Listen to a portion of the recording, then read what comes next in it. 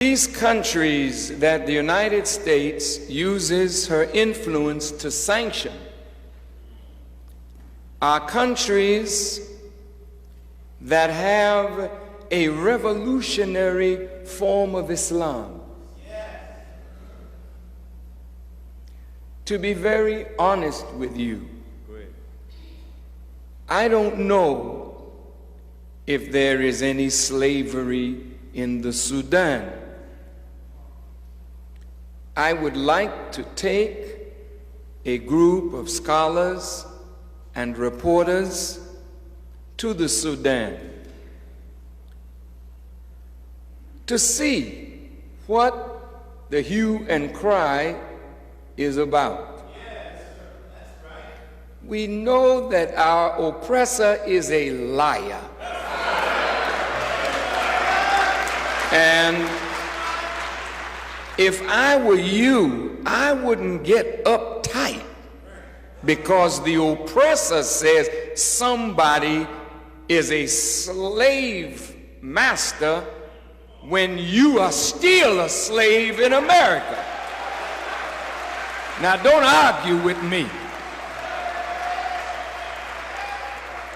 A slave is one whose power and authority is ruled over by another and whose sphere of freedom is limited according to the wishes of his master. If that is the definition of a slave, then you are a slave. So I can't talk about slavery in the Sudan when you are still singing, "We shall overcome."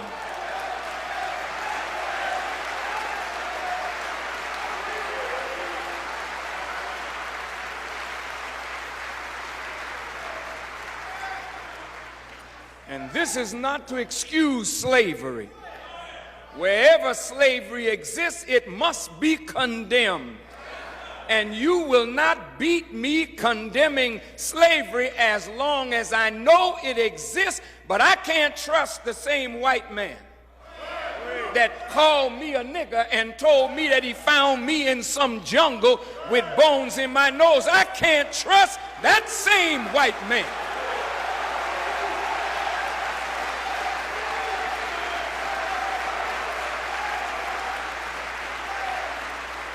That told me and you that heaven was up in the sky and hell was in the ground and God was a spook and the devil was a spook while he was giving us hell every day of our lives. I can't trust words coming from the mouth of that kind of man.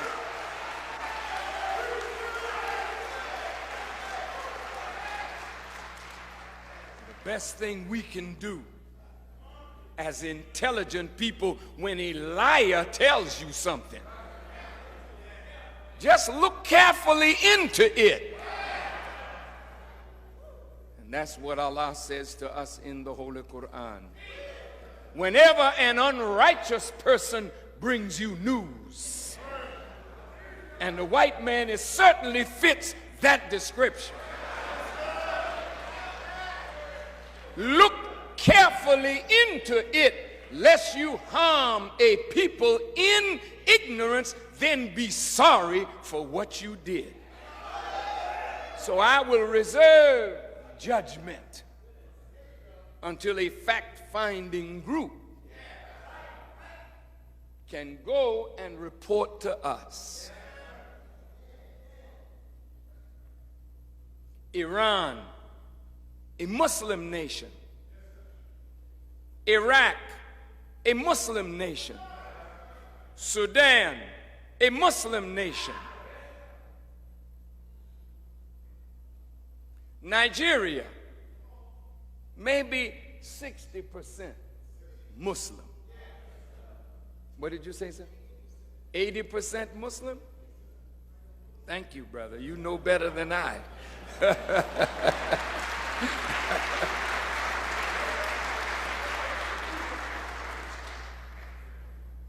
But really, the war of Armageddon has already started.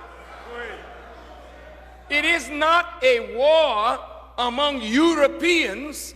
It is a war with Islam. And we want to know which of the powers will survive the war of Armageddon. Will it be America and the West, or will it be Islam? And I'm telling you right now, Islam will be the winner all over the earth.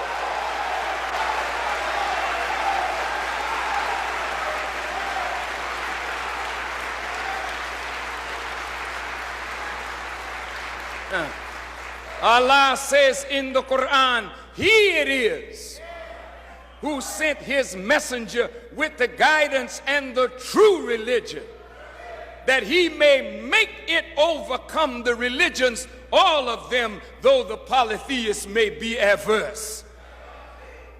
What is this Islam that will conquer the whole earth?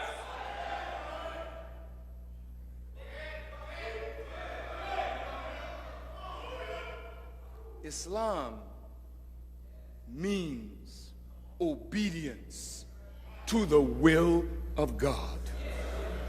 That's the only religion that God will accept today.